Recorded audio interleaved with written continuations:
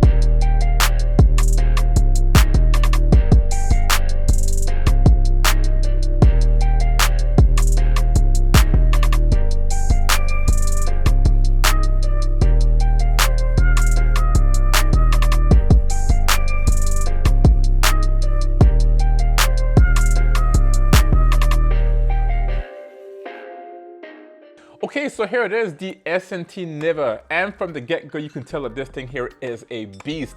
It looks bigger, it feels heavier, and at first glance you can see the updates on here with the bigger tires and updated suspension. Now if you're unfamiliar with SNT, they make and produce FPV cars and trucks, giving you a more realistic and immersive driving experience, and this new NIVA is no exception. Now this truck can come in multiple flavors or different versions. In this case we have the white, is also available in red and black, as well as the car only, the RTR, and the FPV car. In this case I do have the car version. If you are going to get the RTR, it will include a radio to control it, and if you get the FPV version, it also comes with the included goggles right here. All right, as usual, it comes in a glass case here.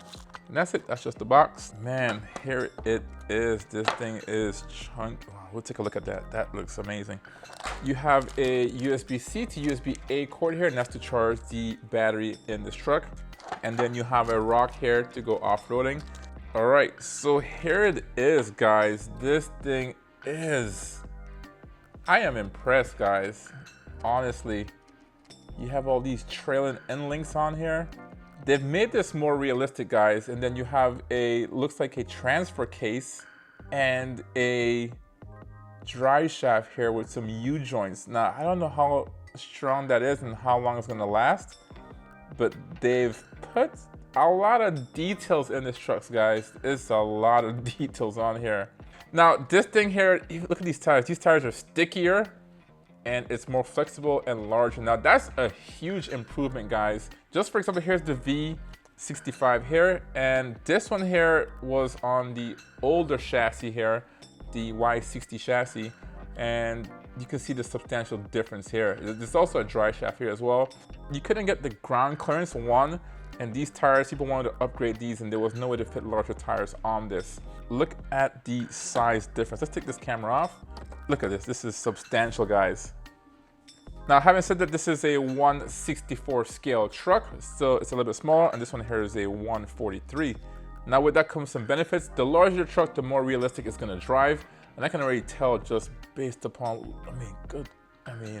this thing looks like a real truck, guys. What is going on here? I'm floored.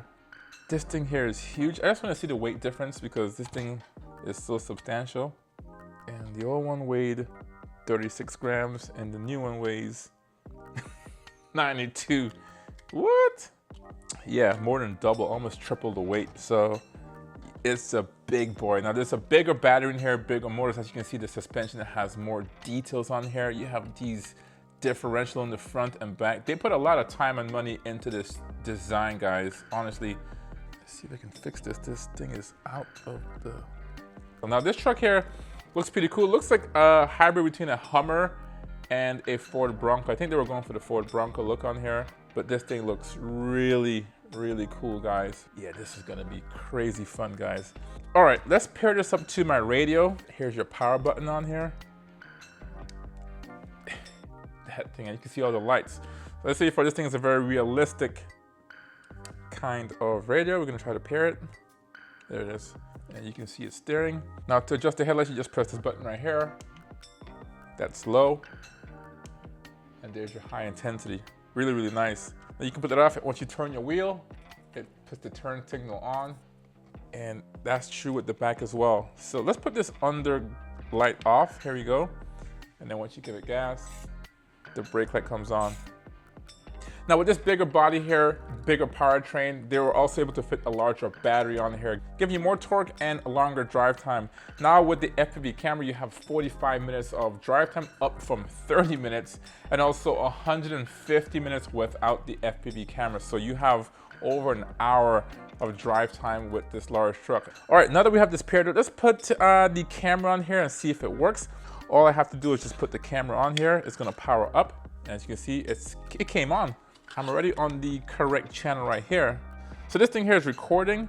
You can put this over your face here and drive around. I'm gonna do this line of sight for now and just see how it looks.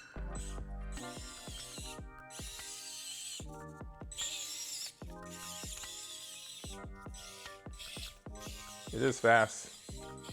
This thing can climb anything, as you can see. All right, so one of the wheels here popped out. I gotta pop it back in. All right, so I had my front knuckle here or wheel pop out the socket here, but I put it back in with a small little screwdriver here and pliers. Just maybe do a little pre-flight, if you wanna call it a pre-flight, of your truck before you drive it. Make sure that's in the groove here.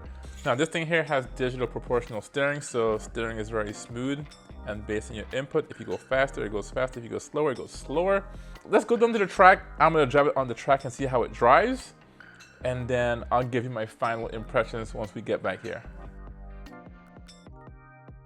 We're back from our test drive and the NIVA did a pretty amazing job, guys. I'm pretty impressed with this, and I do think this is the best truck or actually car that SNT has ever made, guys.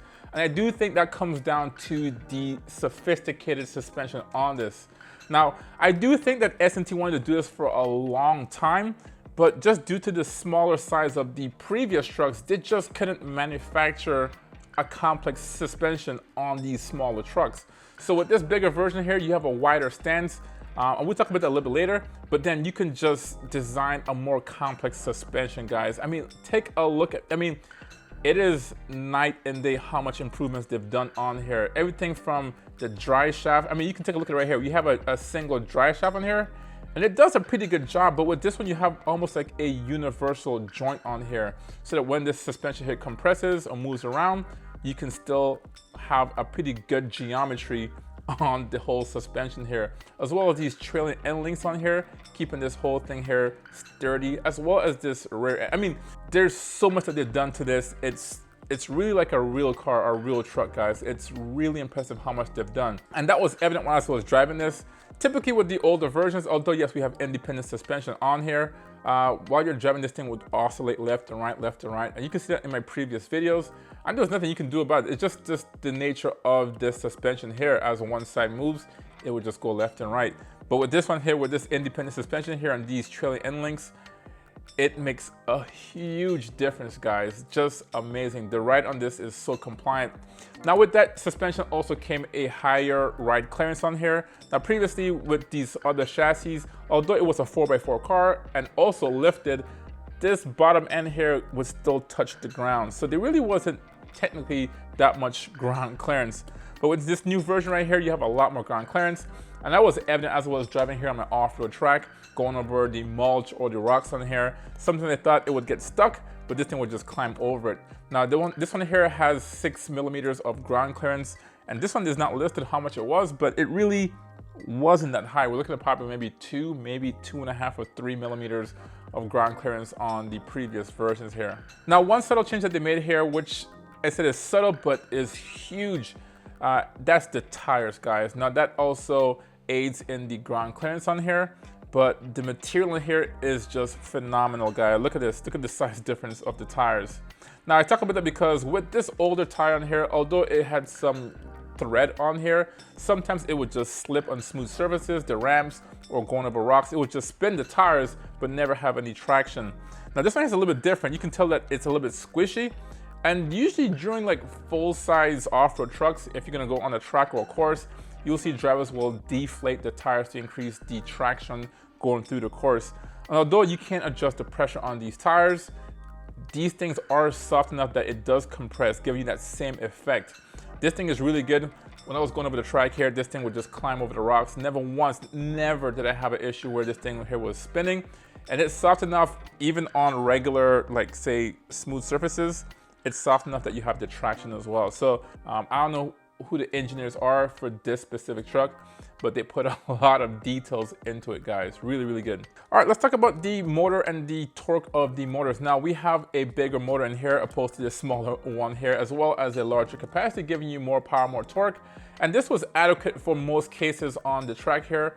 But you know, I did drive this both with the FPV goggles as well as line of sight. And sometimes when I was driving this line of sight, I really kind of wish I had a little bit more speed. Now, typically with this setup here, you have a power plus and a power minus button on the radio, and you can have either 70% or 100% power or torque going to your motors. And in the past, typically the power was just too much. I never once said I wanted more speed and power from these previous trucks here, but I did feel like I could use a lot more power with this. Now, these two buttons here didn't change the speed and power of this motor here. That's one kind of a subtle change. But I do think because of this better suspension and wider track, this chassis could handle more speed. As I said before, in the FPV goggles, it was fast. It was fast enough, but I really wish I had more power and more speed. I don't know if SNT can either change the gearing on this. I probably wouldn't change the gearing on this, but see if we can get more from this motor on here, or just give us the ability to change the speed on this. So if I want to go through an obstacle course, I can reduce the speed and modulate my throttle through my trigger right here, or just go faster and navigate through a bigger track like this right here. Okay, so overall, what do I think about the NIVA? Well, I think this thing is an amazing truck. I still stand by this is the most impressive or the best truck and or car that they've ever made. And it's truly an evolution of where we came from. You know, we had these basic suspension here. We came from this Q25 car with these basic suspension. Even the rare ones didn't have any suspension. And they've evolved over time with this. This is not even an evolution, this is revolutionary. They've taken, this is a game, this is a different step, guys, from where they come. I never thought that they would have gone this far in this short of time. Now, there's a slight price increase for this model here, but it is bigger. There's a bigger battery, a bigger motor in here, and the suspension and tire setup is just a lot more impressive, guys. I mean, once you see this for yourself, you'll agree it is worth the price. I had so much fun driving this. I probably had more fun driving it line of sight than in the goggles, just because I was curious to see, how is this thing gonna get over this obstacle? Is it gonna get over it? Is it gonna get stuck? And honestly, I have a track down here. I did make that track in the past for these smaller trucks, and I never was able to record a video on it because these trucks were not capable for the track down there. I don't know, I'm kind of speechless how good it is, guys. So if you're just remotely interested in any of these cars, yeah, I would definitely sit for one of these. And if you can afford the FPV version, then just go for that. It is very immersive, guys. Now, having said that, I'll leave links to all these products down below, including the radar if you don't have one, as well as the goggles here, which can be used for other products like FPV drones and planes as well. So thanks for watching, and I will see you in the next one. Peace.